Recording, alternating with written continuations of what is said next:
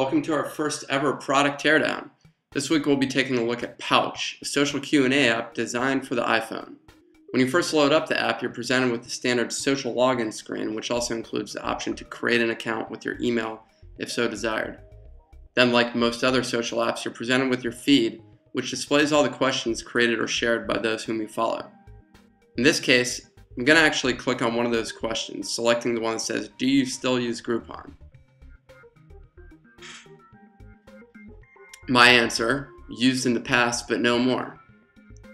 As I've written in our article, the user who created the question is actually hidden above the nav bar, and you need to scroll down to see them. Once you answer a question, you have the ability to comment on it and share your thoughts. Additionally, you can also toggle whether or not you'd like your answers to be public or private.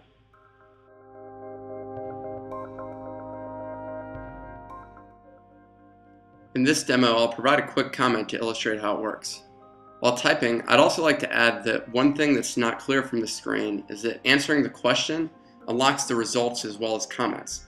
In other words, there's no social proof that others have already answered this question. Fortunately for the developers of this app, social proof may not be required, as answering a question is really not a high-friction event. One fairly odd interface element is the modified sideswipe menu. As you can see, viewing the full description of the menu options requires sliding out the menu before it automatically snaps back. You then need to remember what the menu options said before selecting it. In this case, I accidentally clicked on the wrong selection because the menu snapped back too quickly.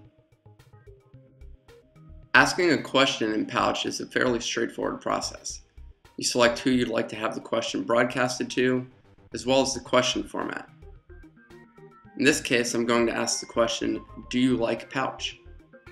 I probably should have asked whether or not users thought the app name was oddly spelled, as I definitely do. Now with the snap of my fingers, the question is complete.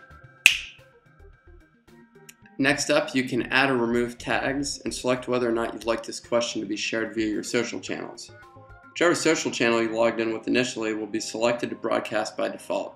This is what results in the increased Twitter activity that we've seen on startup stats in recent days. At this point, you probably get the drift of how the app functions. You create questions, you answer questions, and you share questions. That's it. While you can also browse through questions filtered by tag or update your profile, most of the other features are pretty basic.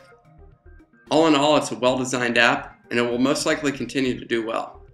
However, over the past 5 years, I've yet to see a wildly successful polling app that doesn't switch to the enterprise model, charging customers to present questions to the entire user base. Any exclusively consumer-focused apps have sort of withered and died. Formspring is one of those companies, seeing massive user growth before completely imploding. I'm not sure what the future holds for Poutsch, but at a minimum, they appear to have a great product team.